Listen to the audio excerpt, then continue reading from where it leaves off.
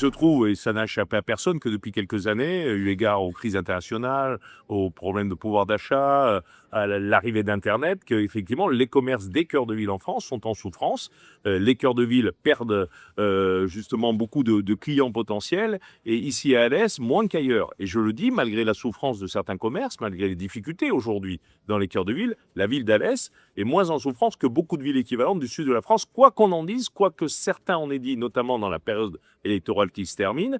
Et donc, à travers cette action et de beaucoup d'autres choses que nous faisons au quotidien, nous essayons à la fois de valoriser ce commerce de cœur de ville, ce cœur de ville en général, ces animations, le fait d'y habiter, puisque nous sommes dans la ville la plus dynamique démographiquement de France depuis 6 ans, et en plus nous sommes dans un cœur de ville habité, à côté et à proximité des nouvelles halles de l'Abbaye qui attirent près de 60 000 personnes chaque mois. Donc voilà, il y a beaucoup de potentialités dans ce cœur de ville. Ce cœur de ville, s'il est en souffrance, il souffre moins qu'ailleurs, et je souhaite, et nous souhaitons tous ici, continuer à développer à travers toutes ces actions que nous menons pour cette dynamique, parce que un cœur de ville, un territoire sans cœur de ville battant, c'est un territoire qui n'a pas d'avenir, ça devient des villes dortoirs. Et nous souhaitons qu'une ville comme Alès, un territoire comme celui de l'agglomération, comme celui des Cévennes, ait une ville dynamique, une ville puissante, et une ville aujourd'hui où l'activité culturelle, festive, commerçante, économie du cœur de ville, sociale, soit toujours plus dynamisée. Nous y travaillons, bien sûr en liaison avec les commerçants. Nous le savons, effectivement, l'une des problématiques majeures de beaucoup de commerçants, c'est le montant des loyers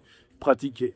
Je le dis là aussi, les yeux dans les yeux de ceux qui nous regardent, le maire n'a pas la possibilité, contrairement à ce que certains disent en mentant, de fixer et de plafonner les loyers. Heureusement, nous sommes dans un pays de liberté. Seul le préfet, c'est-à-dire l'État, peut, dans certains cas, plafonner sur des périodes de durée déterminée les loyers lorsque l'activité économique le nécessite. Mais le maire ne peut rien, contrairement à ce que certains laissent croire. Et moi, j'aime dire la vérité, et sûrement pas de mensonge, parce que ça n'apporte rien. Donc effectivement, par contre, qu'est-ce que j'ai fait il y a maintenant plusieurs mois? C'est que j'ai écrit à tous les propriétaires de commerce pour les enjoindre d'avoir une réflexion avec leurs locataires pour essayer de mettre en place des loyers plus justes et plus acceptables. Parce qu'on sait qu'aujourd'hui, c'est les charges qui plombent les commerces. Baisse de la vente, liée notamment à l'augmentation de la vente sur Internet. Et donc, du coup, il faut en diminuer les charges fixes, le loyer en fait partie. Et donc, c'est vrai que c'est du gagnant-gagnant.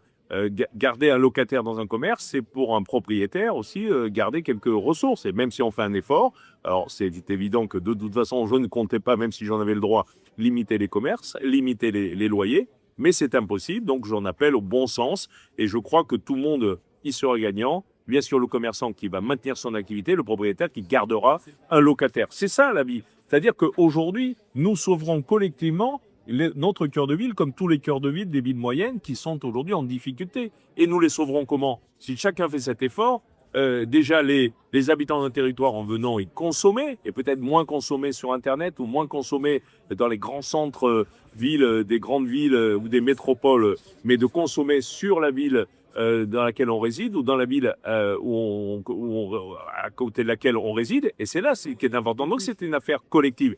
Le maire seul ne peut rien, même si lui-même achète dans le centre-ville. Il faut que nous achetions tous ici dans nos commerces et vous verrez que tout se portera bien, y compris l'emploi, y compris la dynamique économique, y compris des retombées sociales et économiques sur un territoire comme le nôtre.